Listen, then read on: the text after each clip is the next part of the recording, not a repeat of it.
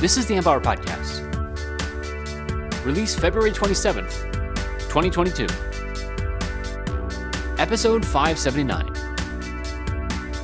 ADC Chip Design with Anthony Wall.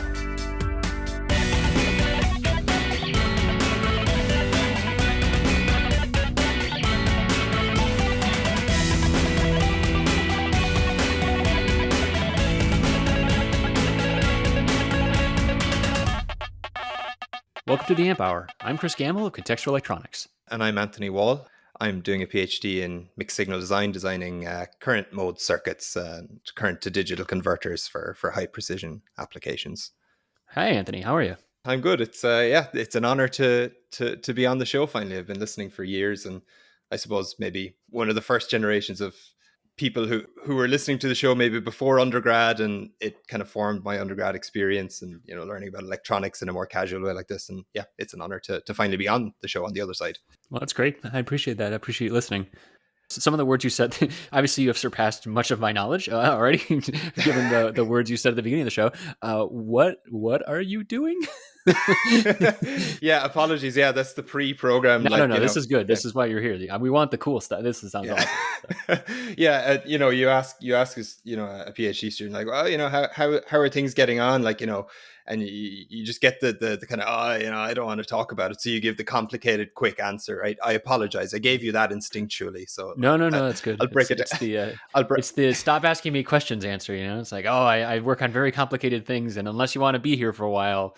But we do want to be here for a while, so yeah, let's hear the other one. Right. Well, yeah, right. We have an hour, so everything around us is analog, and it's obvious at this point we need to sometimes convert these analog signals, whatever they may be, to digital. And I focus primarily on taking currents and converting them to digital, hopefully as efficient a way as possible in terms of doing it power efficiently and area efficiently on chip.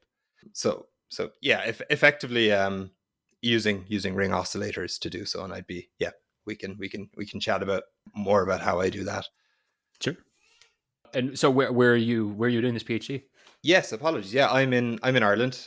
So I'm not sure if your podcast player has a half speed option. So if I'm talking too quickly, feel free to use that. I'm in Ireland. I'm in Cork, in the Tyndall National Institute. It's a kind of an Irish government run and funded institute which focuses on everything between atoms and systems. So from like kind of research in kind of both silicon and exotic material devices, like the next generation of transistors, all the way up to embedded systems devices and their applications. Oh, cool. So it's like a base science. It's like the Bell Labs of the Irish government. Yeah, that's a compliment. Yeah, we'll take that. Okay. Yeah, but effectively, yes, that's the idea. And, you want as much cross collaboration as possible between the different groups. And that's the kind of idea. If we're all in the same house together, hopefully we'll talk to each other and come up with some good ideas. And I suppose I'm situated right in the middle of that. I design circuits using devices that someone has already, created, well-established technologies. And hopefully someone will then further use the chips I make in kind of systems level stuff. So we're sitting right in the middle. Yeah, that's awesome. And so interesting. So it's like a national university, undergrad all the way up through grad programs like you're in? No, actually. So it's strongly, so it's associated with all the universities in Ireland are public. Yep. And it's strong, and it's strongly associated with University College Cork, which is right next door. But it's affiliated with all of the universities in Ireland. So I did So I did my undergrad in University College Cork, and then I was whisked straight across the road into Tyndall to be told go away for a few years and create some circuits. So I did my postgrad in Tyndall, or I'm doing it. That's great. No, that's really cool. And so we were talking a little bit about before the show, just about like, obviously we've been talking about Intel and all the fabs that are happening in the US right now, driven by a lot of like tax policy and just wanting to reshore some of the semiconductor stuff. But Ireland has a ton of semiconductor stuff. Notably, Analog Devices is really big there. Intel has a big fab there. Why Ireland? Yeah, it's an interesting question. I'm not sure of the specific numbers on it, but it certainly feels like the highest proportion of semi companies to people in the world, area wise, outside of Silicon Valley, of Yeah. course. Yeah. It's an interesting story. I could kind of trace it back to the 1930s. So when aviation started becoming really really popular, the first transatlantic flights started happening, but flights couldn't go from like London or Paris to New York on a single tank of fuel, so they'd have to make some refueling stops. Yeah, I always think of the map view in Indiana Jones where they show all the different. It's like, why are they doing all these little hops to islands or whatever? It's like, oh yeah, those planes. Yeah, They were not fun. It's right. Yeah. a lot of scotch drinking on those flights. I think. So yeah, so and thankfully we were one of those stops, right? There's a convenient little island between London and New York. I think I can't remember exactly what the range on these flights were, but it was just slightly too far away for London. But Ireland Yeah. was right in the sweet spot. So Oh, interesting. Yeah, I always think like they go to like Newfoundland. Like if you're going from New York, you'd like go up to Newfoundland and then maybe over to Iceland, like Reykjavik, and then yep, maybe down to Ireland and then over to the UK or over exactly. to England. Yeah, Yeah. exactly. Yeah, they were actually the hops that were used.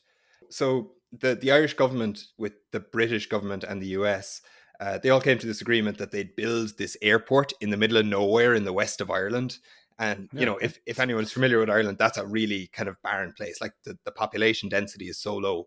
Was it just like farmers and Yeah, like cliffs or what? actually, yeah. No. Farmers and cliffs, that's, really beautiful part of the world. Yeah, totally. Yeah. Incredibly beautiful, but yeah, very, very, very, very sparse. So it was actually, this town of Shannon built up around this airport. And it was the first town built in Ireland, like the first new town in Ireland in like 300 years. So it was like, this big thing. And this was kind of the 1930s. So people would stop in Shannon and, they'd be there for a couple hours while the plane is being refueled and whatever else, and off they'd go again. So the only experience people would have with Ireland would be the meal that they'd have while they're here. So this fella, this hotelier by the name of O'Regan, he got the idea that at the time, I think it was British Airways were supplying the food and stuff at Shannon, and Ireland, having gained independence only 10 years previous, obviously didn't want the only experience people have with Ireland be a British one. So they said, right, this O'Regan fella says, I'll start my own little restaurant in Shannon Airport, and people can have Irish food. But this guy I think he trained in Paris. He had an eye for detail, and Mm. one day someone was bringing out a cup of coffee for someone, and he says, this looks very plain. So your man goes away and puts cream on top and whiskey in it, and that was the story of the Irish coffee, right? Uh-huh. That's Uh-huh. Yes. Our listeners right. may So, be familiar with the finer points. yeah, actually, yeah, no. I had actually never had an Irish coffee until my American girlfriend came over and says, "Oh, you've never had an Irish coffee and you're Irish." Like, anyway, Yeah. yeah. Yeah. So yeah, so this guy really, people are raving about this restaurant. Long story short, and the Irish government gave this O'Regan guy a big pat in the back. So he kind of gets this mad idea, right? How can we hold people in Ireland a little bit longer? And he invents the idea of like a duty free shop where people don't have to pay tax. And they sold lots of Irish goods, and that was kind of where duty free came from. So Huh. then he said, right, let's build a fence around the airport, and instead of having one duty free shop, maybe we can have like many duty free businesses.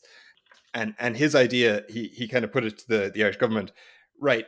Anyone inside this area, as long as they can fly in their raw materials and fly out their processed product, as long as they can do that, they don't have to pay any tax to the Irish government. The idea was that they, create jobs and stuff like that. So you can imagine, right, that benefits certain industries. Right. Well, this is starting to already sound similar to some of the tax incentives driving just chip design generally these days. So, Yes. so fast forward a little bit here. So basically, I'm guessing the yada yada yada is chip companies did that. Yep, exactly. Yeah. So Yeah. ADI came along and they built a fab here for that exact reason. It's easy to fly in wafers and easy to fly Yeah. out chips, right? So and it worked really well. It created some high quality, well paid jobs, and Yeah. at the time Ireland was a very poor country, so that was a big boon for the economy in the area. Happy days. Yeah. And once one comes, the rest follow. We're also really really lucky. So the story of Intel and leak slip is similar. It's like, I mean, ADI are here. There are people kind of coming along. There are more graduates. Da da da. And also the other big benefit for us is our rock. We're in a limestone region, so like the rock is really porous and it kind of absorbs vibration. So there's very little seismic Oh. activity here. So if you're building a Yeah. fab, right? If you're trying to build a fab and you have these little shakes and you're trying to align your lithography machinery, it's not going to go so well, I assume. Not my area of expertise, but And that's always interesting because I've heard that, obviously they talked about that when I was at Samsung, and I get that. But then I'm like, but what the hell is Japan doing? Like, they had fabs for years. I mean, not right, as many yeah, like newer fabs, but still like a lot. And I think Taiwan has some activity too, so they must just have them on yeah. shaker tables or something like that, or anti-shaker tables. I assume so, or maybe I don't know if it's a yield thing or if it's if the ground is shaking, stop making chips. I'm not too Oh, I'm yeah, could not too be. Yeah, sure. Yeah, yeah. yeah. I assume it could be a yield thing. The ground shakes. You're like, I guess we're throwing this batch out as long as you Right. detect it fast enough. Right. Yeah. Still, Exactly. yeah. So that they're the two main things that kind of attracted the first two, were kind of Intel and Qualcomm. Sorry, Intel and ADI. And now we have the who's who of semiconductors. We've got on Semi and Xilinx and Qualcomm and U-Blocks and whoever else. Once one comes, they all come. Yeah. And Well, that's the effect that we were kind of talking about too, of like you have this talent pool now, and then it's like, all right, well, now we want to hire people, and it's such a specialized talent that a Qualcomm comes in and says, oh, well, we could hire a bunch of, we could quote unquote set up an office in Limerick and hire 4 designers. Maybe it's only 4 designers to start, but then that's like a toehold, and then it becomes 10, 50, yeah, 100, whatever, and then it just becomes this bigger and bigger thing, and right, yeah. there's such knowledge around it. So Yeah, and yeah, it's, as you said, the tax incentives. The Irish government at some point obviously went, oh, these semiconductors, they might like catch on or something. Let's let's give yeah. some tax incentives. And also, I think the universities were quite smart in terms of like, all the analog stuff seems to be down in Cork, so let's teach all the Cork students analog stuff. Well, that's what I was wondering then. So then Shannon is pretty far north of, and Limerick are pretty far north of Cork. So how do those get connected then? Well, I suppose. Maybe my map skills are off. I don't No, know actually no, know you're how far right. it is. You're right. It's kind of there's a kind of a sense of like, Dublin and not Dublin. So I always think Ah, of people in Dublin, they do digital stuff. I don't know what they're at all. And down in the country, we're kind of a bit rougher. Like, we like the analog stuff. It's a bit messier. yeah, yeah, yeah. So It's the real world. yeah, exactly. Yeah, After this, we're going out for a hike. exactly. I'll be killed for saying that, but anyway, yeah. Yeah. But even the fact that Dublin then does have, so just now the whole country, you've stated now 3 different regions of the country, pretty much, west, east, and south. I'm not sure about the north, but like, okay, so now you have 3 different areas of doing chip design. That's pretty significant. It's that's not small for a pretty small country. So Yeah, absolutely. And there are very few places. I'm faced with the fact. I've done my undergrad in Cork. I've done my postgrad, hopefully now soon in Cork. I would like to see the world. There's the urge to go to Silicon Valley, but it's a hard sell to get me to go anywhere else, because you can have a job in Ireland. There's a list of companies that are looking for people here. So yeah, we're very lucky. and you can't beat the weather either. Sorry, Yeah. I was actually, I muted myself and I made that joke and I was like, oh, that didn't land. No, yeah, that I is mean, like that's Irish weather is like so similar to like Cleveland and Chicago that I feel like I'm allowed to make that joke in the old days. So. no, you are, yeah. I've only ever been to Chicago once. It's fucking windy. It's Yeah. very windy. Yeah. Uh-huh. Yeah. I suppose, yeah, they call it the Windy City, right? Yes, that's right. Yeah. Well, and so you might travel after PhD's done, stuff like that. I mean, what is the recruiting like out of like Tyndall or more broadly just in Irish upper universities. Yeah, I mean, I think we have a similar problem here that you guys have. Like it's hard to get engineers. Companies can't fill positions. And out of Tyndall, a lot of our projects are part funded privately. So you'll have your sponsoring company may offer you a position, and Got it. if they don't, you walk outside the door and turn left, and there's the other fella. So Yeah, yeah. it unfortunately microelectronics isn't cool, as cool as it was. I mean, I think it's really cool, but Yeah. it's not it's not AI, so it's harder to get Oh, I people see. in the door. Oh, interesting. Yeah, Yeah, I just feel like it'd be so specialized these days too. Like, I mean, there's so many programs. I mean, obviously, there's a lot of AI type of roles that are popping up and stuff like that, but there's got to be just such specialized knowledge. I have to imagine that eventually these chip companies are gonna be like, oh, I guess we got a upper salary, just like the usual supply and demand type of stuff. it is. I think that what I've seen in the last couple of years is the chip design companies have kind of said like, oh, all of our graduate students want to do AI. So, for example, Qualcomm in Cork have brought about this mixed signal AI group, and that's kind of exciting for young engineers. So there's kind of, you can pay people more, or you can let them do the jobs they want to do, and I think there's a confluence somewhere in the middle. Yeah, yep, that makes sense. I mean, chips for us, please. Yeah, just please give it. Yeah. Oh, yeah. We'll design you chips. Like, you're Yeah, not going to get yeah. chips in the next 2 years, but there's people Right, designing them, right, right? right. Exactly, exactly. Okay, so you're at Tyndall. You're making these chips. What drives then your research? So you're working on these. They're called starved current ring oscillators, right? Right. Current starved ring oscillators. Yeah, sure. Current starved ring oscillators. Yeah. So that's someone who needed that specifically, and then they kind of like put out a call for proposals for that sort of thing, or is it like you're just because of the PI that you're working with is already has this research and needs to take it forward? What drove you towards that space? Yeah, that's a really good question, and you've kind of touched on our dirty little secret in the ADC research world, I suppose. It's great to have an application, like a killer application, that your chip is the only chip that will work for this particular thing. Unfortunately, that's tougher and tougher to do. Yeah, yeah. ADC research is so mature at this point that most things have been done in terms of, Mm.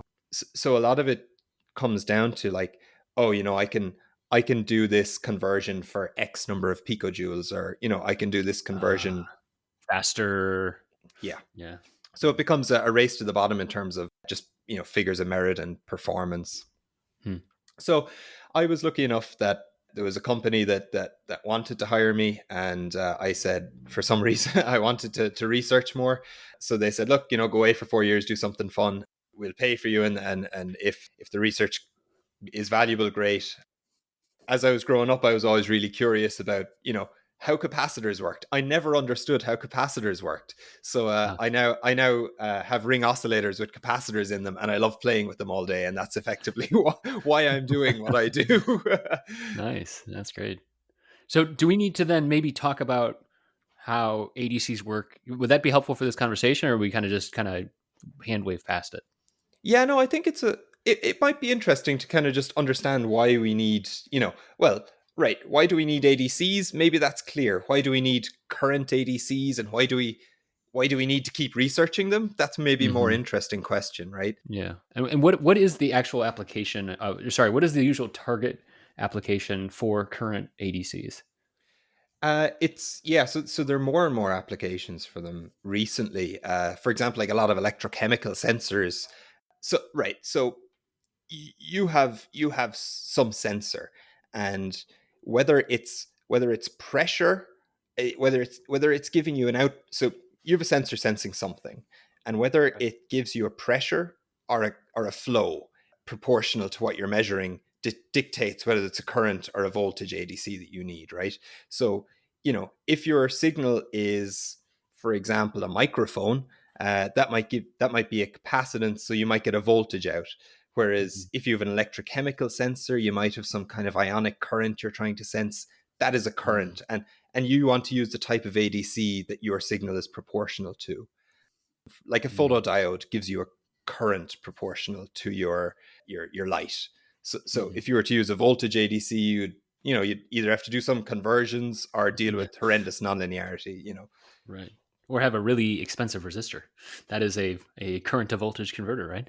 Right. Yeah, I make really expensive resistors. Yeah. So obviously Keithley, that was my jam at Keithley a little bit when I was doing stuff that was, a lot of what the measurement equipment is. You're measuring current and it's just going into a feedback circuit, is going through a fancy resistor, right? It's that same kind of, you're doing a Yes. current balance with a fancy resistor in between the two. And so it's like, Right. okay, well, that Right. resistor Yeah. is part of that conversion matrix, I think. Exactly, right? So okay, so why don't we take that as the basis? Like, okay, you could now measure currents, right? You put it into a TIA, a transimpedance amplifier. That Hmm. sounds fancy, but it's effectively an op amp with a resistor in its feedback path, right? Yep. And the idea is you feed your current into that, and the current develops a voltage across the resistor, and that's your output voltage, Yeah, and actually, the photo. So if people think about like a photodiode conversion circuit, that's often what that is, right? I mean, right? it's you have a photodiode on the left side of the op amp, left or right, saying here, and then on the Yep. right side you got the output of the op amp, and in between you got that fancy 1 mega ohm resistor. Exactly, right? So if and you have a voltage out then, and you can put that into your ADC chip, right? Your typically ADC chips will measure a voltage and give you a digital code out, and happy days. That's job done. The the question then is, right, okay, I now have an op amp on my board with a resistor in the feedback path, and I have an ADC chip. What if I want to put that all on one monolithic chip? One Mm, chip, integrate yep. it all. It becomes a lot more difficult because, firstly, you might get a nice op amp based on some old BJT technology that'll give you plus minus 15-volt rails, Yeah. Yep. right? That'd Yep. be Love it. lovely, but Make sure that's nice and linear too. And really low noise and. right, yeah. Like, no matter how much money, you can pay loads of money for that chip and get it, but like, no matter how much money you have, you can't put that on your own chip. For example, right, I designed a chip on 65 nanometer, and that'll Mm, give you a 1.2-volt supply rail in the core of the chip. So yeah. Yeah. Pretty much do the whatever. same as plus minus 15. Yeah, like, do whatever you want, as long as it's between 0 and 1.2 volts, which is Right. Right. that's that's only so many VGSs of transistors. That's a Yeah. right. So that's problem number one. That's why it's tough to build a TIA, a transimpedance amplifier, on a chip. The second thing is, right, you have this resistor in a feedback loop. Like, how do you make a resistor on a chip? Well, you must have this resistive material, and you need to snake it along, make a long path of resistive material.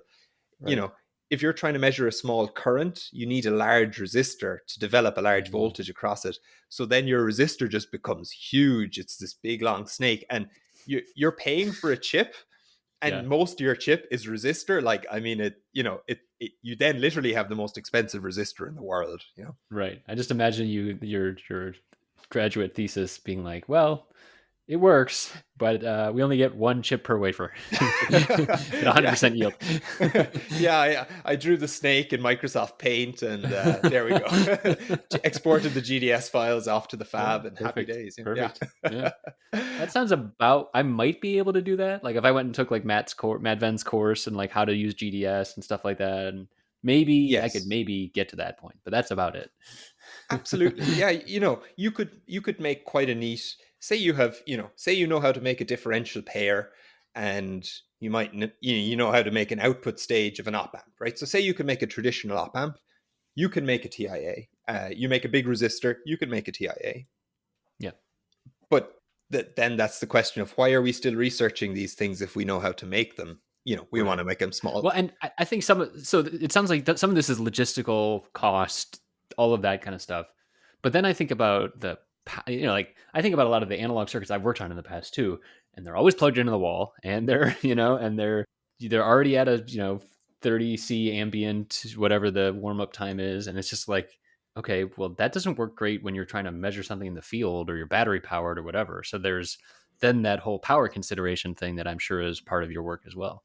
Exactly. Like, the guy who sits beside me, he's kind of more on the systems level, and he goes out to fields every day, and he checks for diseases in potatoes and cows using electrochemical sensors. You know, there aren't too many outlets in the fields of Ireland, so you Right. need you need Yeah. the battery to last, right? You either got to do that or build your own methane to electricity converter.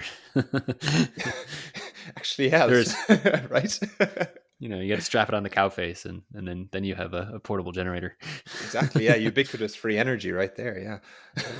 Because remember, folks, it's not cow farts that are the problem; it's cow burps. That is the source of greenhouse emissions. Exactly. So yeah, I think we've just solved the climate crisis. Yeah. Yeah. So okay, so it's clear, look, right, that these, it's hard to make a TIA on a chip. So what are your options, right? So you say, right, well, my available voltage swing has shrunk, right? So the available voltage across that resistor has shrunk.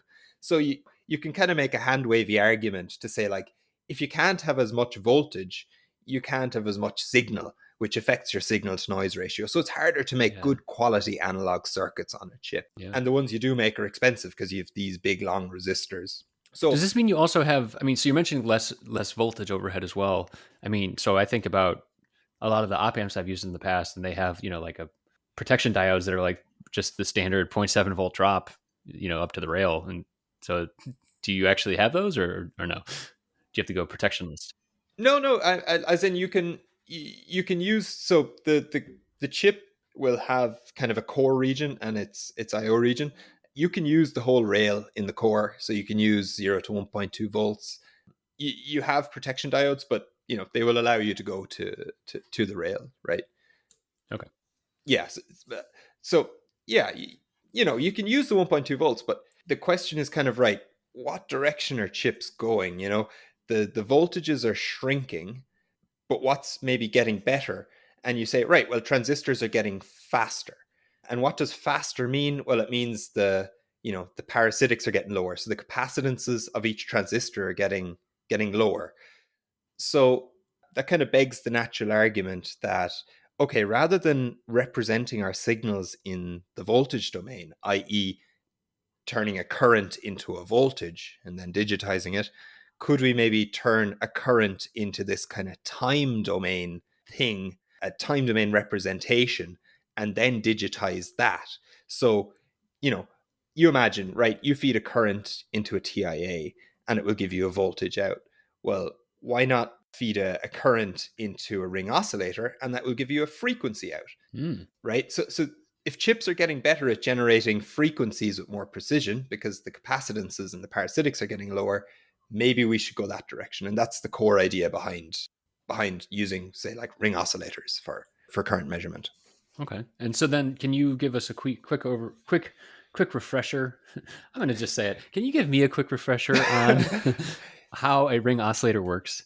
Right. It's yeah, I mean, you say give you a quick refresher. Honestly, sometimes I need a quick refresher. They're very unintuitive things. Yeah, I remember there's Yeah. like a feedback path that's like, wait, why would you hook that there? I remember Right. that with oscillators, but that's about it.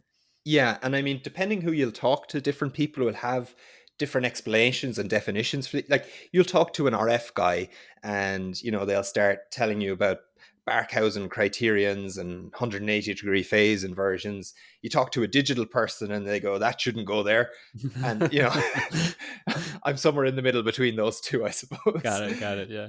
So the way I like to think about it is, if you simplify it right down and you imagine, say, like a current source charging a capacitor, and that's analogous to like a tap feeding water into a bucket, right? And Yep. how do you know how much water is flowing into that bucket? Well, one way of doing it is measuring how many times that bucket fills up in a given amount of time, right? So if you look at the bucket for a minute and you're filling it with water and you have to empty it 3 times, well, you have about 3 buckets worth of water per minute is coming out of that Hmm. tap. Yep. So effectively, a ring oscillator kind of automates that idea. So if you think now, rather than you having to pick up the bucket and throw out the water, what if I were to put a ball cock on the top? So it basically detects when the water level reaches a certain level, right? So I'm pouring the water in, and when the water level reaches, this ball cock triggers, and it dumps the water out of the bottom of the bucket, right? So you've Yep. got a ball cock and you've got a valve that kind of releases all of the water. So now you can you can measure how many times that ball cock triggers per minute, and that's the same thing, right? It's just automated. You can do that many, many, many times. The smaller your bucket, the more accurate you are in a given time period. So that's the fundamental idea, right? That's what you call a relaxation oscillator in the technical terminology, right? You replace the water tap with a current source that you're trying to measure, and you replace the bucket with a capacitor. So you're filling the capacitor with charge, and you dump that charge when it fills up, and you measure how many charge dumps happen per given time period, right? Yep. So that's a relaxation oscillator. And then if you want to think about what a ring oscillator is, like if you look at the schematic for a ring oscillator, it looks like three inverters all connected in a loop together. Yeah, that's the one I've. Yeah, that's like Jim Williams schematics always had those in there. Right, exactly, right. So how do I equate that to what I've just described in terms of the water bucket?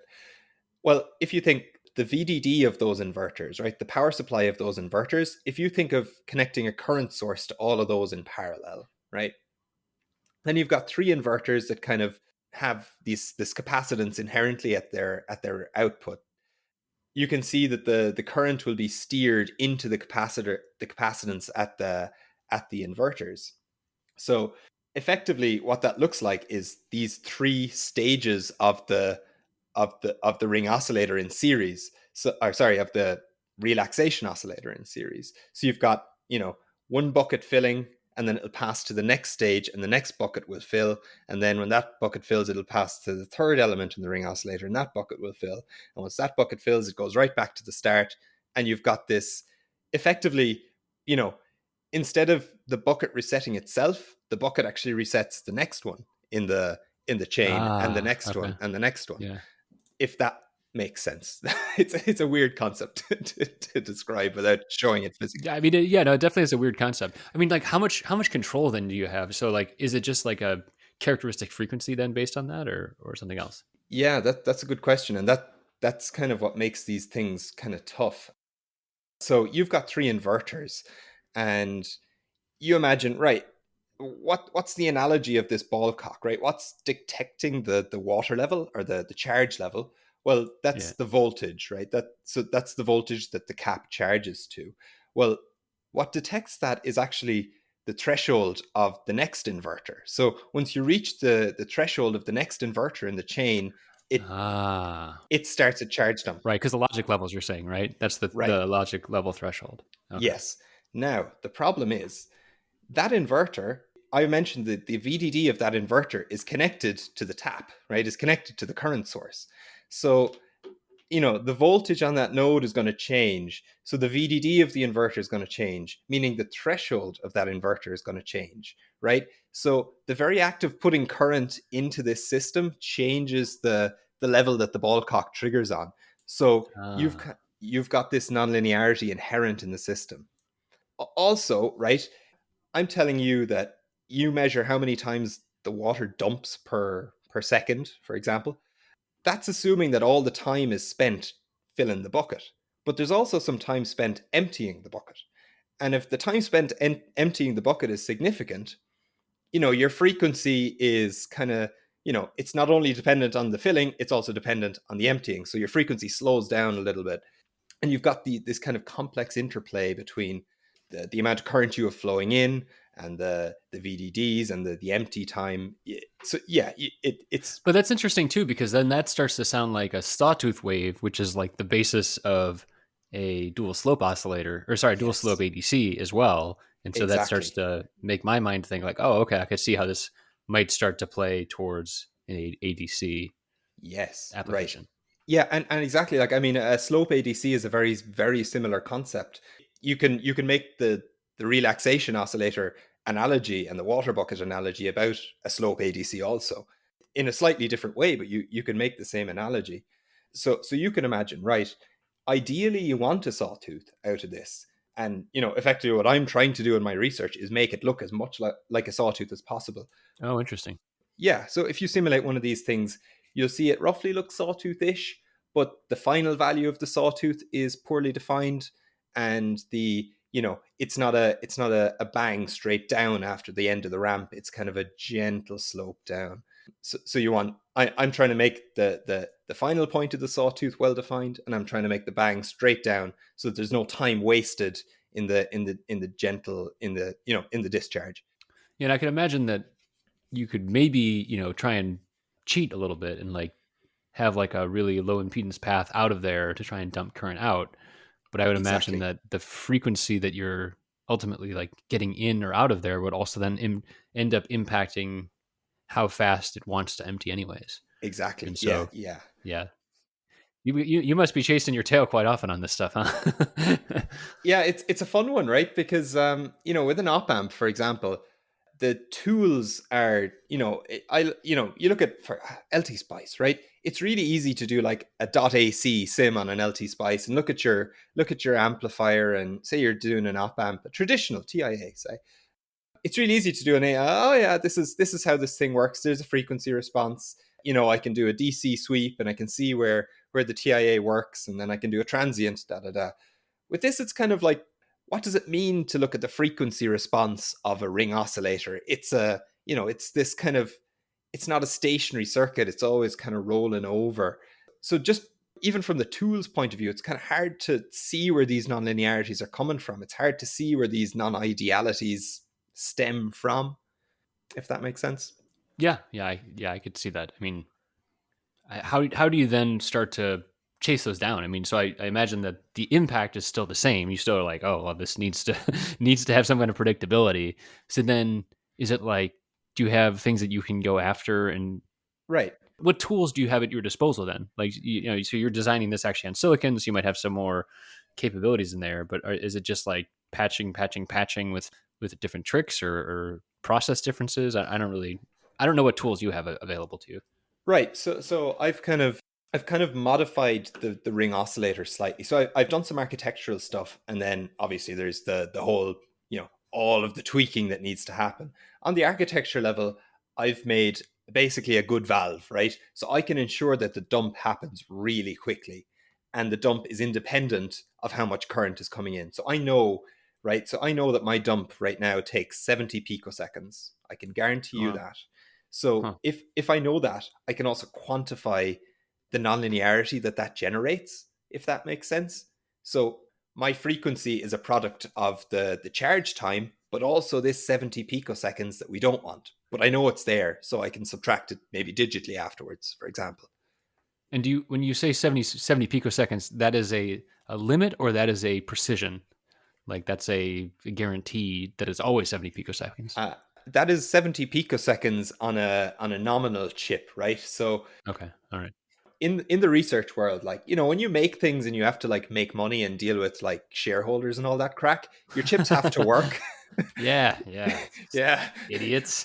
For us, if our chip works on a sunny day in the lab, fantastic. It Yeah. has to work This at. is going on a poster. Yeah. Exactly. Yeah. Just like, nobody breathe. Let me just like write my paper here and now, get these results and put Gotta them get put out them of into here, the man. I conference. gotta get Yeah. out of here. Just turn off all the lights in the lab, make sure I'm nothing so sick is. of eating ramen. Yeah. Yeah. So long and short, right? That 70 picoseconds that I'm mentioning, that is the time.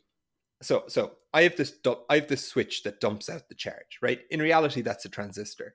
So I know that if I give the gate of the transistor that a good blast, I know it'll take 70 picoseconds roughly for that charge to dissipate. Now, will it take 70 picoseconds at minus 100 degrees Celsius, or sorry, minus 30 degrees Celsius, or plus 100 degrees Celsius? No, right? So that's Right. some kind of future work I'll have to work on to try and Yeah, you uh, characterize it, you account for it, that sort of thing, right? yeah, exactly. But I know it's roughly 70 picoseconds, right? So if I can subtract off that, I'm doing Yep. well. So Okay. so so yeah. So our first test chip was to kind of try and prove this model, to prove that if I have this linear charging slope, and I know if I've constrained the maximum, kind of the maximum threshold, I suppose, and I've constrained the discharge time.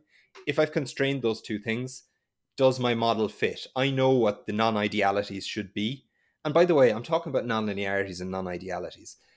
What this means is the the more the threshold shifts and the more the longer the discharge time, that means my transfer function is nonlinear, meaning the amount of current is no longer exactly proportional to the frequency. It's slightly less. The frequency is slightly kind of Mm, lagging the input yeah. current. Yeah. And why I care about that is if you feed a sine wave into this thing, you'll see harmonics pop up because you don't have a, y equals mx plus Mm, c slope anymore. You have some, x squared terms and x cubed terms. So when you do the maths, you'll see harmonics at multiples of the input frequency. So we don't want that. got it. And just to level set a little here, so the end application is just in broad buckets is slow or fast. So this will measure kind of nanoamp level currents at kind of megahertz bandwidths. Okay. So pretty fast. Yeah. So not like a delta 24-bit delta sigma of slow, averaging over 45 days or whatever some of the some of the No. ADCs want to do these days. No, it's definitely not that. It's kind of it's mid precision. It's kind of 8-bit precision right now. We hope that so we've proven the model with this chip and it's getting 8-bit precision, but once we add the correction for it, we hope we could add 2 bits and remove a lot of the power consumption from it. Yeah. Yeah, so what's it useful for? I don't know. And if any listeners need a 1 megahertz nanoamp level This is actually current the ADC, reason Anthony is on the show right now. He's actually shopping this around. He's yeah, exactly. Like, like please, please. it's like going to Broadway and being like, "Hey, I got the script. I just need some dancers and a stage." Yeah. Uh, No, I'm one step away. Like every Thursday, we go to a farmer's market to get lunch, and like I'm one step away from setting up a stall and selling that chip there because I need someone to use this thing. yeah, yeah. Get your fresh chip designs here. Yeah, and I mean, look, I've got 100 of these things. I don't know how many people in the world can say they have 100 chips right now. So Yeah, yeah, exactly. Yeah, get on sourcing. to me. Yeah, And actually, exactly. that so we did our test chip. We taped it out last April, and we were hit fairly severely with this whole thing as well. Yeah, I can actually talk you through how the whole how we get chips in our Yeah, world, that'd be great. That'd be great. or don't get them in this case. So the way it works is effectively, I design my chip in for example in the Cadence. We use the Cadence tool. So I effectively end up with a set of GDS files, which is not too dissimilar, broadly speaking, to Gerber files in the PCB world. Yeah. Yep. And I need to send those away. And effectively, the way it works is if I was to buy, if our group were to buy a whole mask set for an ADC, for a whole wafer, it would cost at 65 nanometer a couple hundred grand. So that's not going to happen. So you have these companies that offer what are called MPWs, or multi-project wafers. So a bunch of research groups will get together a couple of times per year and say, we commit to buy 4 by 4 millimeters on your silicon. We buy this space on the wafer and we'll get 100 chips back, and we'll share that wafer with every other research group around Europe. So this company in Europe is called Europractice. I think there's a similar thing in the US called Moses. Yep. That's right. So they then farm that out to the fabs and say, oh look, we'll put a mask set together for this. We'll share the however many 100 grand of tooling costs for that particular mask set, and we'll send the design off to TSMC, and they'll give us back X number of wafers. Hmm.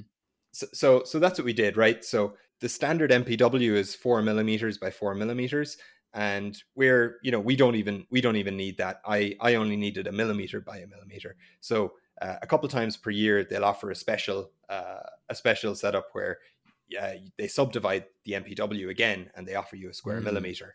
So that's what we got, and it's actually it's almost affordable. It's 3.5 grand.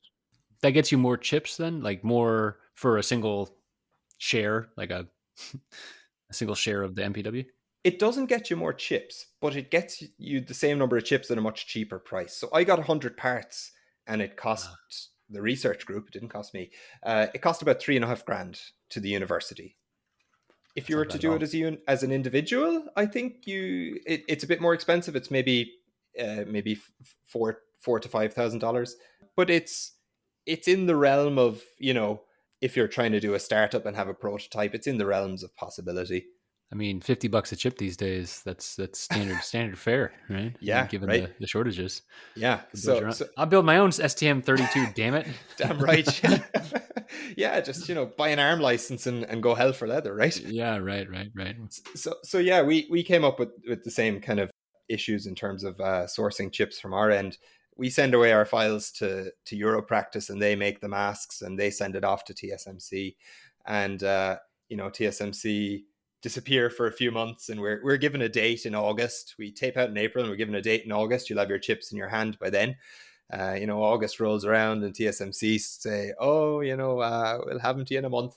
And September rolls around. Oh yeah, we'll have them to you in a month. And in the end, like, you're kind of just like, do my chips exist? Did Yeah, I right. spend the last year just like having the crack and making some nice abstract art? Oh yeah, do you print that out? Do you actually hang it on the wall? I would imagine that would be. I guess it depends on which layer you want to print out, but I have it as my desktop on my laptop. That's okay, that's that's pretty as cool. Yeah. that yeah. I'm trying to figure it. Can you Yeah, send it to me so I can pretend I designed one too? That yeah, sound like something I absolutely. just Yeah, done? yeah. Okay, cool. It's Yeah. about a 20 megabyte image. I've kind of like got it on. Yeah. I'm Chop pretty it sure. up a little Yeah, bit. I assume it must be breaching some NDAs. Like, now, if you look at my screen, you're now breaching an NDA, I'm sure. But Right. Yeah. I All you mean, have to do yeah, is memorize it. yeah, exactly. Yeah, just gobble it up Turn really quickly. right. Oh yeah, I forgot. Yeah. So long story short, we got our chips back kind of mid October, November, when we should have got them in August. And I mean that, you know, Oh, come on, man. it's Yeah, not too bad in terms of the lead times. You're talking about when you go on DigiKey, but sure. when you're aiming for conferences and stuff, Yeah, it's I a was gonna thing, say right? if you're trying to graduate, that might put a kink the hose, Right. Yeah. Yeah. Exactly. So when you get some tiny little pieces of silicon back, you need to be able to use them. So you need to put them in a package. So your practice will also offer you some packages. So you tell them how to bond the package out, what pins you want to go, what pads on the chip you want to go to what pins, and they'll package that up. And yeah, you design a test PCB, and hopefully everything turns on. It's interesting, actually. But wait! Don't leave us hanging. Did it? Yes. Yes. Somehow it didn't, the fear of, like, the first time you power it on, you're slowly I ramping up the current limit on the power supply, I and the I sweat is can't even dripping. imagine. Yeah, yeah. Yeah. No, it worked somehow it worked. Yeah. That's Yeah, I great. was, incredibly lucky, to say the least. Surely, I mean, does your boss, your PI, whoever it is, do they sit you down and they're like, let me tell you a story about a time when the person's chip didn't work. I mean, like, you Yeah. must get like stories like that, right? I mean, what happens then? Yeah.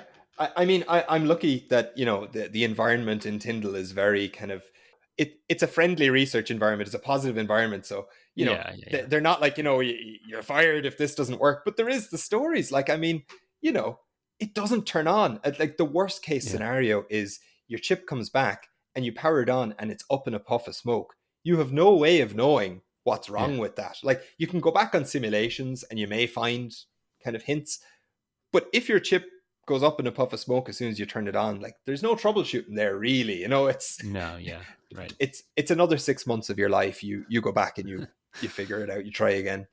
99 Um, more chips on the bench. 99 more chips on bench. yep. Oh boy. Yeah. No, I was very lucky. I only popped a few of them, and I gave them Okay. a happy burial, and the Yeah. it's, we got very, very lucky.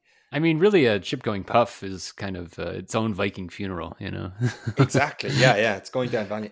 But the tools these days, and that was another thing I said I'd mention to you. You've spent a lot of your time on the PCB side of things, and I've spent most of my time on the IC side of things. And, I needed to design a test board to test this thing. So I made that kind of reverse transition from IC back to PCB. I had never done a PCB before this. So it was kind of an interesting, like, Harsh introduction. yeah, yeah, very, very much so. like 20 years ago, realistically 30 or 40 years ago now, chips were made, chips were laid out using layout tape on these big boards. And, tape out literally meant, the layout tape is going out to the fab, right?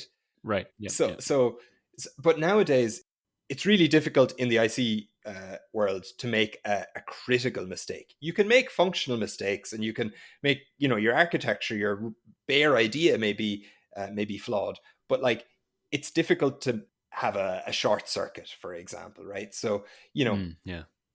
when you're designing a PCB, you have millions of components to choose from. You can download a footprint that Johnny made a few years ago that you have no idea if this footprint is good or not, right? You can download a footprint Yeah. from whoever, Easy EDA. The IC design world, like I have maybe 100 different types of transistor. I can change the size and the dimensions of them, but I've only that number of transistors that I can play with, and I know they all work. Yeah. And those that comes from the fab, is that right? Or that's like the design package that Yeah. comes to the fab? Exactly. So you have what's called a P cell, or a parameterized cell. So if I want to put down an N-channel MOSFET, for example, I'll take a parameterized cell of an N-channel MOSFET, and that'll let me, change the width and the length of that device. But I can't like change the stack up, for example. I can't change the doping or any of that sort of crack. That's, that's relatively fixed at our level. Oh, interesting. Right. Wait, So so do some chips actually change the doping, or is it just like you uh can. Like, okay. I mean, so when TSMC gives you a PDK, the understanding is that firstly, when TSMC gives you a PDK, really it's for the digital guys, and the analog guys, they can play with the transistors too, but this is for the digital guys, right? So Okay. All right. right, so they'll give you a number of flavors of transistor. So you might have a low threshold voltage transistor, a regular threshold voltage transistor, and a high threshold voltage transistor. And what that's really for is for the digital logic to consume, less power and go slower, or more power and go faster. It's to kind of, Got it. you know, Yep. right. It's to tweak your digital logic. But obviously that has analog, the analog guys can use that to create slightly different effects too, right? You'll be given different flavors of these parameterized cells, and you need to, decide which threshold voltage I want. And then I need to decide how big do I want the transistor. And they're the knobs that you really have. Got it. Yeah. Oh, yeah. Yeah. Okay. Hmm. Yes. So, the vast I'm majority of just time. I'm just thinking about my knowledge is about 15 years out of date now. But what I do remember is that at different stages throughout the semiconductor process, there is a mask layer that's all very, very thick mask layer that also goes towards the implantation steps, and like, different parts of the circuit are going to get different levels of doping and things like that. And so Yes. someone's doing that, but it sounds like that piece is already set in the PDK, or pretty much set, if nothing else. So you're saying that it's very tough to actually then go and open up part of a mask so that it gets more doping than, like in a wide swath of area, even in analog designs. Yeah. Like, I mean, you can. Right. Okay. So you can't say, for example, mess with I can't point at a particular area and say, I want this level of doping and tweak it like an analog knob. I can't do that. But technically, if I wanted to, I could go into the layout and I can open up an N diffusion, or a P, an N well, or a P diffusion or something, or a piece of polysilicon. I can put all of those things down on the layout. And in certain instances, you do that.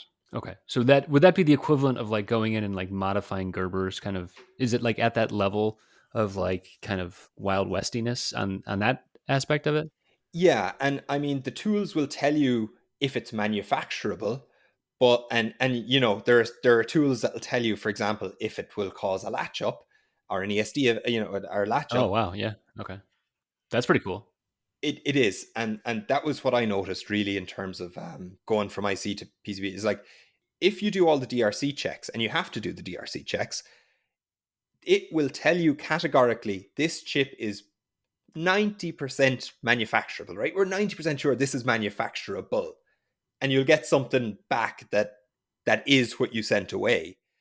And you do the LVS checks, layout versus schematic checks, and you're relatively secure in the knowledge that this thing is what you want. In a PCB, like, it was really scary. Like, I Lower stakes, just to start with. I think and I think that's why the tools aren't quite the same. But yeah, lower stakes. yes. Well, I mean, my PCBs were the same price as my chips.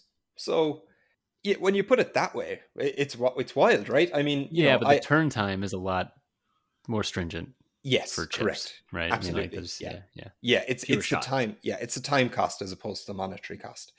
But like, we have a guy who does the PCBs in our, there's a guy, right? You know what I mean? And I remember emailing Yeah. him being like, hey, could you send me the stack up? What are the dielectric constants, and I was trying to do some matched impedance traces and stuff, and what are the minimum tolerances on the like widths and spacings and stuff.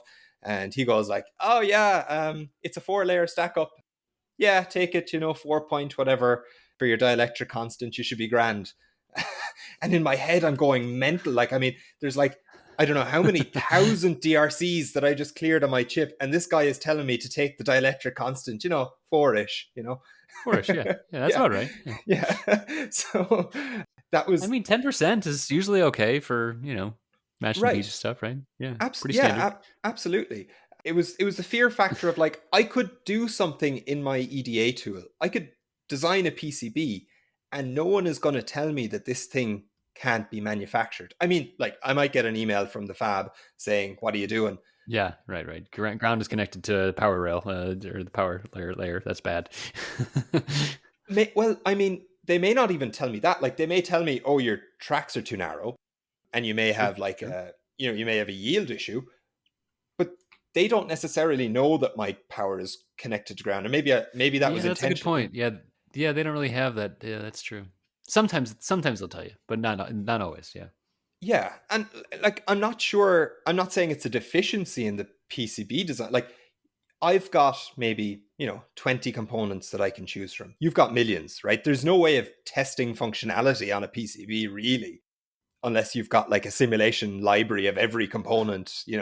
Is that because the CAD software for chips is more integrated from the layout stage, the schematic stage to the layout stage, that it's just inherently more connected, or is it Yeah, because I think so. I think so. Like, I mean, there are, there's the cadence tool flow, like in terms of what people use and what people pay for.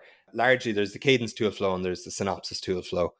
So if you're a foundry and your tools, your PDK doesn't support cadence or synopsis, like nobody's designing you. It's not yeah, possible to right. design that chip. Duopoly? Yeah, Right, totally. exactly. So it's in their best interests to make sure that they're very very well integrated, and I think that's changing, and I certainly hope so in terms of the open source IC design movement. Oh That's yeah, really really it's exciting. maybe it's making a little movement, but I think it's going to be a very small dent for a little while yet. So Yeah, and it's got there are certain things that will be good at, and it won't be the bleeding edge, but I think it has a place, and I think it should be certainly explored. Like 20 years ago, 30 years ago, the idea of KiCad would probably have been kind of laughed at. Of course, you need to pay for your PCB design tools. I don't know. How long has KiCad been going, actually? yeah, about 30 years. Yeah, it was like 91, 92. So yeah, Wow. Okay. Right. Okay. but it was definitely laughed at then at that point, I think. Right. And I mean, people are taking it seriously now, I think. Same with software. I mean, software, has grown into this open source ecosystem. I know hardware is a lot more difficult, but it would be nice to see, more open source effort. Yeah, totally. Yeah, I Yeah. think some of it, some of the stuff you've already talked about here with like the synopsis and cadence, it's like it's I think it's almost vertically, not by design, but like almost by necessity. Like the sub, the small number of players in the market and the incredible complexity is just like I honestly don't know how you'd get around it. And I think some of the information would actually be lost. So just thinking about like, I don't ever send my schematic to a board house, right? I just send Right. Gerbers. It's just very generic, very old format, and it's just Yeah. like, all right, just make this thing. I said how to make it. And so there's really not that knowledge of, oh, well, this component is connecting these two things together. Okay, fine. They don't care. I don't really care. It's what, low stakes, like I said.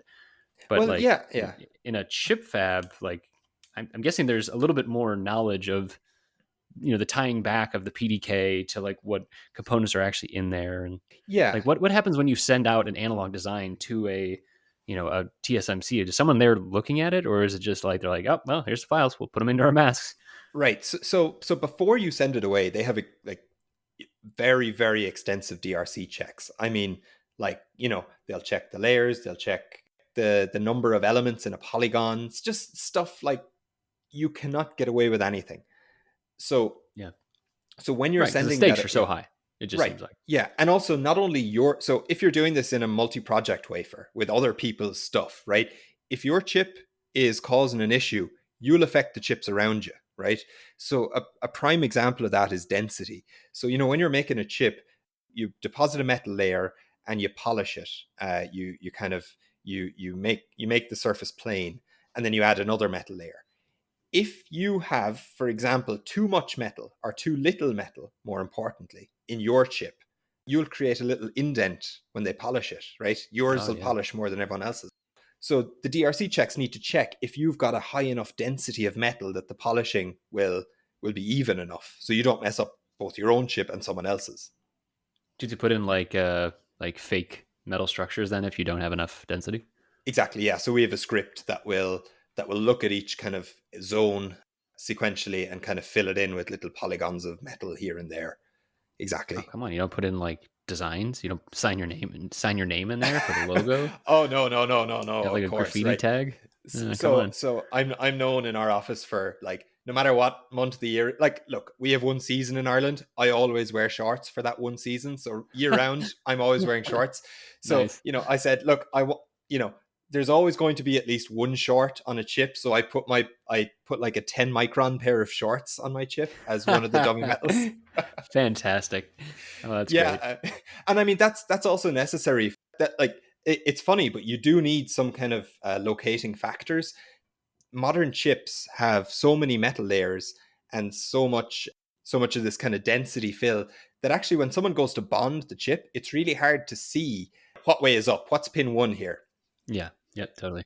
That is one of the requirements, that your practice have, is that you need a logo, or you need something, something funny to to locate. Yeah. Yeah. Orientation element that Yes. may also be a funny logo.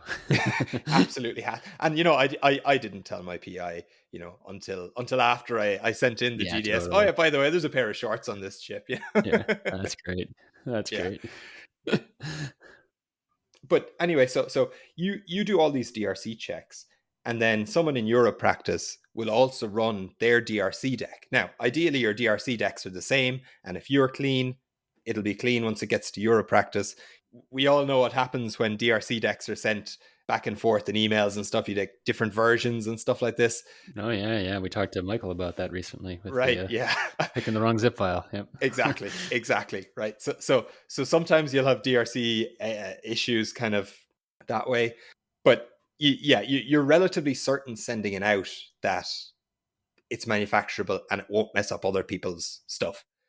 Yeah. Now, and the fab, I should also say, like, the fab doesn't care what you're doing. They don't see your schematic. They just care that Okay. So it is similar in that way.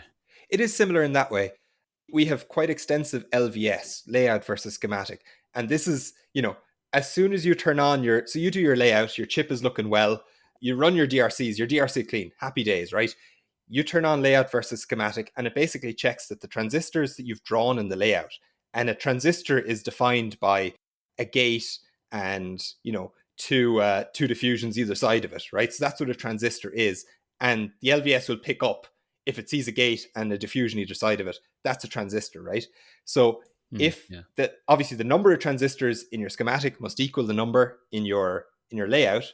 And here is the kicker, right? A transistor is a 4-terminal device. You learn that as soon as you turn on the LVS, right? Huh. For the majority of your design. Body diode. Yeah, exactly, right? So the majority of your design, oh yeah, I'll just tie the bulk to ground, da da da. But you forget that, the chip is a whole block of silicon, and Yeah. unless you do something fancy, all those bulks are tied together. And if you've got different power domains, for example, Mm. they'll show up as what's called a soft connect, a connect through the bulk silicon, and that will fail your LVS because you could have latch up, for example, through different Yeah. power domains, you know? And they teach like the 4 terminal device thing in school, but boy, that didn't make any sense to me. And it's just like, I don't know, it feels like one of those mental models where they should be like, okay, it's 4, we're going to talk about 3. Like, and Yeah. I know that's what eventually happens anyways, but like until you get to the level that you're talking about and actually designing a chip, like it's so hard to visual. It's still hard to visualize, honestly. And it's Yeah, crazy. and I think teaching transistors and the idea of it being a valve that you turn on and off, and depending on how much you turn the gate on or off, you vary the current. I think that's what people need to know. And then when you need to design a chip, fine, learn about the bulk. But you know, Yeah. it's okay not to know about it until you need to know about it, I suppose. Yeah. Yeah, I mean there are effects, but it's just like I don't know. It's just so it's like you have to kind of like really tunnel vision down just to get the stuff that's actually really tough in the first place, and then like yeah, okay, you're gonna zoom out at some point and take those blinders off and be like, oh crap, there's a lot more to learn. But that's Right. also the fun part, right? I mean, like yeah, Exactly. An yeah, engineering course is, a finite amount of time, and you can only learn so much. You know, certain things you need to cut out and certain things you don't yeah, need to yeah, know. And, you inspire people to learn these things themselves yeah, at a right, later date. But yeah, yeah. So one thing I always wonder about with this sort of thing is how much. So you mentioned like you kind of have this 100 transistors you can pick from. But then are you constructing your own like elements that then you kind of bundle together more? So like do you have your own current source that you might drop at multiple places throughout the design? yeah, And that's like a component, quote unquote? absolutely. So yeah, chip design is very hierarchical. So when you boot up Cadence, what do you see? You see your work divided in three columns, right? It's similar. I must admit, right? I'm intending to transition to KiCad, but I haven't yet. In Eagle, you've got No libraries and cell. confessions are required on this program, Anthony. It's okay. I I, forgive you, my son. I, I'm trying to I'm trying to open sourceify my life. So KiCad is Yeah, that's next cool. on the list, right? Yeah, it's Um, gonna take a while within the chip industry, I think. So yeah. Yeah. So anyway, right? You open up Cadence, right? You have a library of components, you have a cell, and you have got what are called cell views, right? So your library might be I might have like, for example, a library of op amps, a library of different ring oscillator delay cells. I might have different biases, a library full of different bias circuits, stuff like this, right? And then cell Got it. views will be the particulars, and then cells would be the particular, a 10 microamp bias circuit or a 20 microamp bias circuit. And then the cell views will be whether it's a schematic or a layout, right? And Mm. when I have a top level of a chip, it's effectively like a set of Russian dolls made up of these different components kind of layered on top of each other. It's incredibly hierarchical. You may have dozens of layers. You know, I may have a cell that's 20 transistors big, and I may put that around different places and have it on multiple hierarchies and stuff like that. So yeah, it's very building Mm. blocks oriented, so you can reuse things. Hopefully, Got it. Yeah. Well, um, and so I mean, so in our conversation before the show too, like, so this is a mixed signal IC. So there's also it's not just analog, right? So it's also got other stuff in there. So part of what I was working towards is like, is there that everything else that has to tie into it? So like all the control circuitry, things like that. Like, is that something that you get to just be like, knock on your neighbor's cube and be like, hey, can I use your digital control circuit to turn on this other aspect, or how does that work? ideally, yes. In my case, no. And that's a it's a pain when you're taping out, but afterwards it's great because you kind of gain a kind of a glancing understanding of what everything does. So Yeah. Right. yeah, so I we have a digital person in our group, and she's really really helpful in terms of doing the digital stuff. But she kind of says like, look, figure it out when you get errors, come to me, kind of a thing.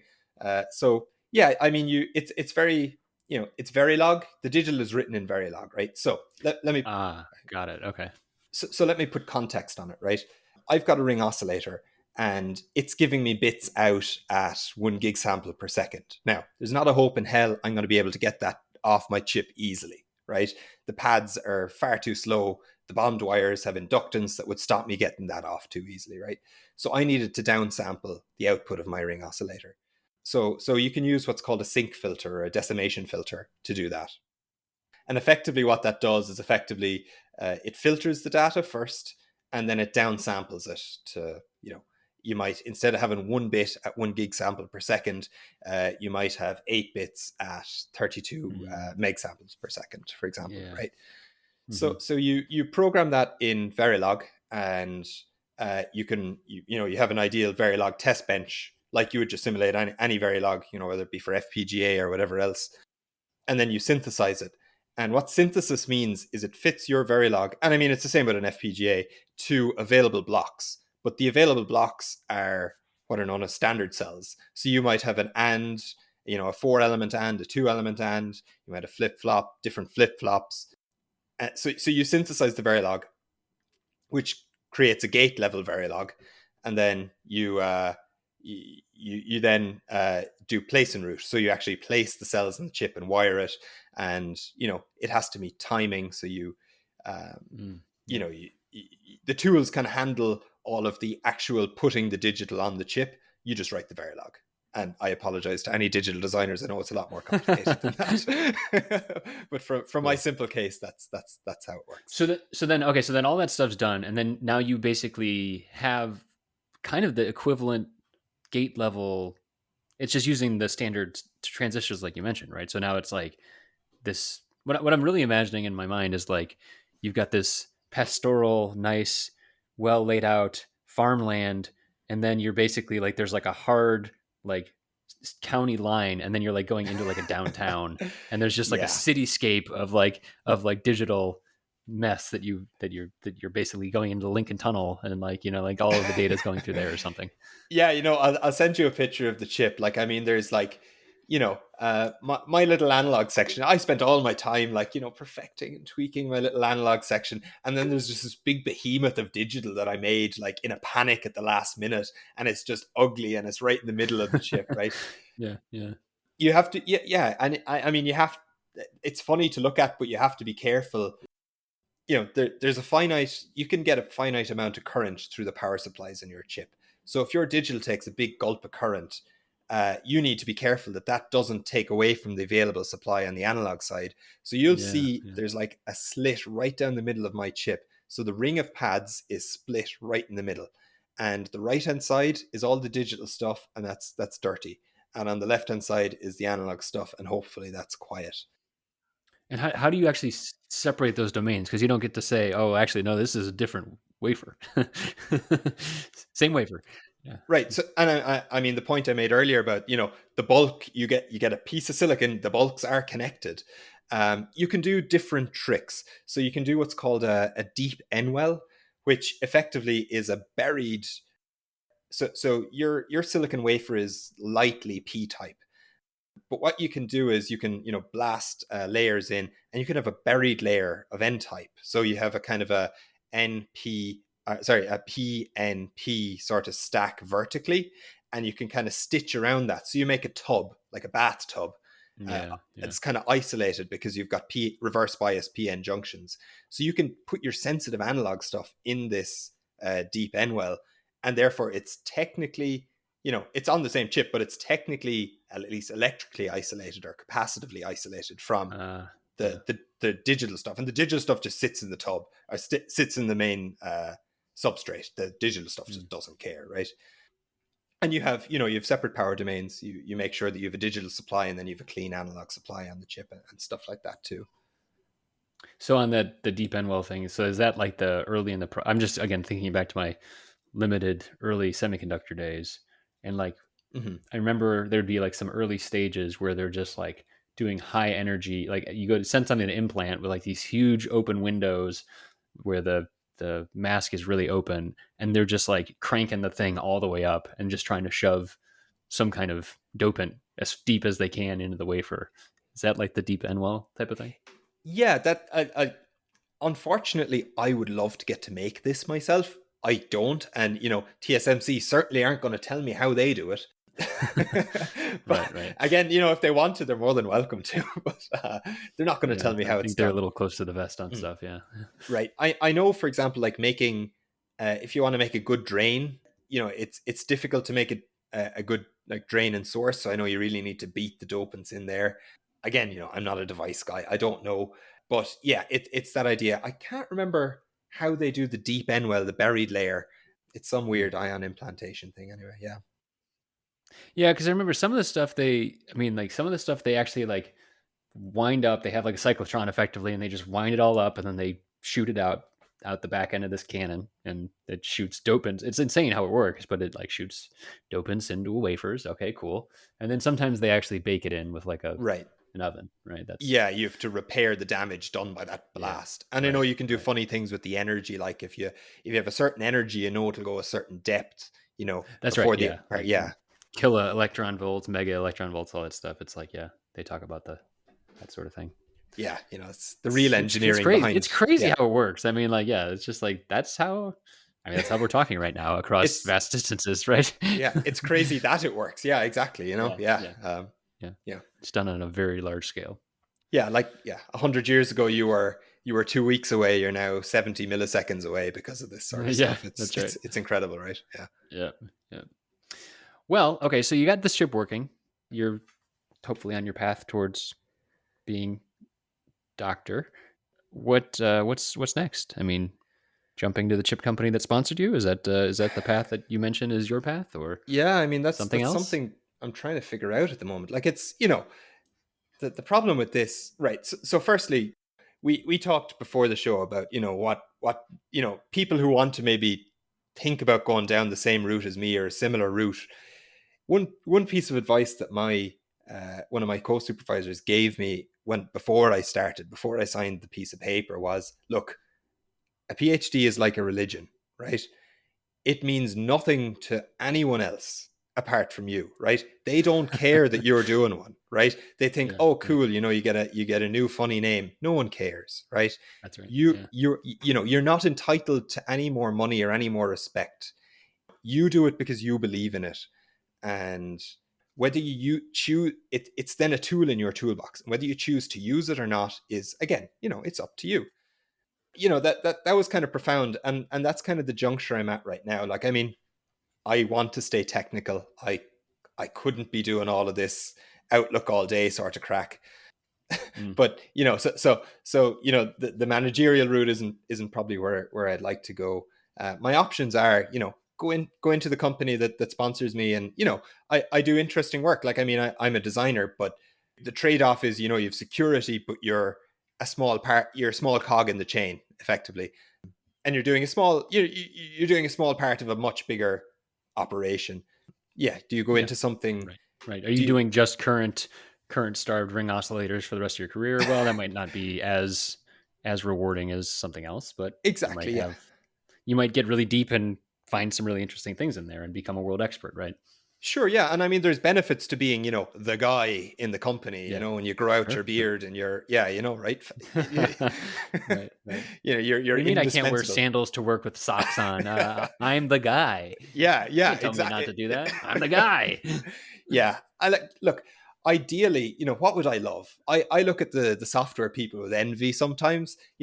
If you have a computer and you have the ability for a few months not to get paid, there's a chance you might stumble across, a good software startup, right? It is Mm, tougher in the chip world. What would it take for me to do a silicon startup? Well, obviously, first a good idea, but then you have the logistical stuff. How do I get CAD tools? How do I get yeah. TSMC to give me a copy of their PDK? How do Yep. I get the money for my first prototype run? It's tougher, but you know, again, look, if anyone wants ring oscillators, I'll gladly I'll gladly set up a startup and we can do business, right? Yeah, I mean that's the thing too. I think that the existing stuff you've been working on, that stuff that you are, I mean, I said world expert before, but like PhDs are supposed to be you're that world expert in that very narrow PhD way that PhDs are, right? But there's a lot of stuff you need to put around it as well, right? And so there's just other business aspects, other chip stuff. How much do people need just that one thing? And so Yeah, then exactly. Yeah. There's a lot more to it than just what one person can provide. To make a chip, you know, we love playing with things, but you need the people to do the marketing, and you need the people yeah, to sure. to do the finances and all of that sort of stuff. It's It's very difficult. Like to go from I have a cool idea of how to make a ring oscillator better to actually here are my chips on DigiKey. That's a long road, and that's not a one person Yeah. road either. You know. Oh, that's right. Yeah, I think that's right. I think, yeah, you have to have either like a non-technical co-founder that you trust implicitly to, run the business side, and like if you want to stay technical. And I think the benefit of these days with startups, especially in the chip space, is like one. I mean, well, we've seen in the news that every single chip company gets gobbled up these days. I'm sure Yeah, that's not a trend that's going away anytime soon. absolutely. Yeah. I think access to fabs is more than it was, right? So like Oh yeah. fabless semiconductor startups are a thing now, maybe not a common thing, but they are possible. Oh certainly. So Yeah. that's good Yeah. too. I Yeah. think you could make a case for even adding on RISC-V style processors along, your digital section might be a not needing to talk to ARM for their licensing and things like that. So I think in all these ways, there's a lot of benefit there. But then, are you targeting the right niche? Are you, like, does the world need that current Right. measurement device that you're talking about? Whatever. So yeah, it's just, Yeah. and then dealing with all the funding stuff is just a lot of. Yeah. Like the tooling is coming. Right. We were talking about the open source tooling. That's coming. I think the fabs are starting to sense what direction the wind is blowing. You know, you've got the Skywater fab with their open source PDK. And the funding is there. Like, I'm lucky enough to be in a research environment, and if I put a proposal together, I could do a postdoc and kind of work on a startup. Like it's possible, and it's becoming more possible at the moment. Yeah, that's good. That's good. There's options. Absolutely. Yeah. I think the only thing that's more glamorous than the life of a PhD student is the life of a postdoc. Oh yeah, like that's great. Like you get paid nothing for your That's postdoc, right. and you That's don't right. even get a fancy new name. Like Yeah. Who's that broken person over there? Oh, well, they're the postdoc. yeah, you can just Sorry, any ask them postdocs questions. who are listening. I don't mean to, just know a No, like couple. I would like it. I would love to be a postdoc, right? I would just love to get paid for the privilege of doing so. Yeah, yeah, right, My right, ideal, right. if you could get paid like you'd get paid in a company and get to sit and like solve people's problems, like have Yeah, PhD students come to you and just work through problems with them. Like, come on, that's yeah, that's a dream, that right? is cool. Yeah, totally. I think it's called Yeah. consulting. You should just become a consultant. If anyone needs ring oscillators or is trying to figure out how they work, yeah, no, that right. Right, I'll right. yeah, no, Chris, I'll be on the forum right after this. Okay, great. Bring it on. Bring it on. Yeah, but I mean, yeah, the tool chain is getting better for the one other thing I wanted to kind of briefly mention was, we've had a lot of change recently, and the way we learn, for example, circuits is changing Mm. and has Yeah. changed. Like, right, I'm teaching half a course on nonlinear circuits this year, Oh, and cool. the change that has occurred in so I took that course in 2016, and the change that has occurred in those short few years is great, right? So back then, and it was the same for you, I'm sure, right? You go into your circuits class and you blast equations, you write frantically for an hour, and you have equations. You have the lecturers who Yeah. make you take everything down, right? Sure. And you Yep. you go out and your mind is frazzled and you have taken very little in. Now the pandemic has has enabled us to say, right, okay, first of all, maybe our lectures will be in person, or maybe things will change again and they will not be in person. So we need to have the facility to ensure that we can teach our students either way. So what's kind of happened is, we give out the notes first of all, so students don't have to frantically take things down. And furthermore, they don't have to, they can pause a lecture. The idea that a lecture is recorded and they can pause it, I think is a, Yeah, that's big killer. change in, yeah, absolutely. So you can Yeah, I mean, like, take, I just, I actually, that visceral, like, a visceral feeling of just like I remember this, like, sitting in the auditorium or wherever the class was. Bigger yeah. classes were usually more stressful for me, but like sitting in the auditorium, looking around, and everyone else is just nodding their head, and I'm just like, wait, what the hell did he just say? Like, is nobody gonna stop nodding their head for a second? And then, like, also like I don't want to raise my hand, I don't want to stop people, like, whatever. Yeah, And it's yeah. just, yeah, and it just keeps rolling. Yeah, So and I yeah, mean, if you stop to think about it for a second, you've lost, right? You don't have that equation taken down, so it's now not in your notes. Whereas now, like, it's great. We are able to say, right, here are all your notes. Don't worry about taking it down. sit back, right? Yeah. Look, Yeah. put your Just use phone the brain away. part. Just put Yeah, the brain right. part in motion, right? Exactly, right. And what we do now is, we'll go through the slides, and then we'll take a second and we'll open up. I don't know if you're familiar with Falstad, the circuit simulator. Oh, I love Falstad. Yeah. Ah, right. Yes. Awesome.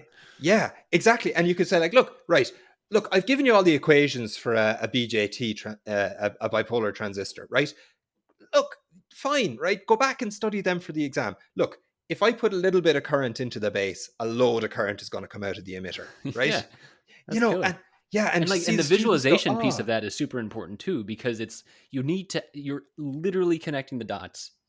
Literally yeah, watching someone connect the dots in that case, right? As you're doing that, because the dots are flowing, you're like, oh, okay, visualizing current, yeah, whatever. That is super important.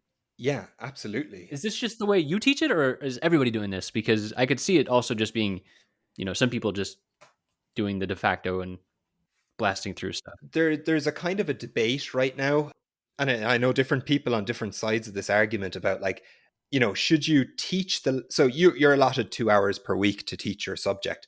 Should you teach the subject in those 2 hours, or should you give the material to the students beforehand in video lectures and then have like a tutorial for those 2 hours, right? Mm. I'm firmly in the have the tutorial for the 2 hours camp, Yeah.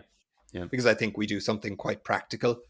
I think it's, and I know, a good number of academics are going that way, and I think power to them, absolutely.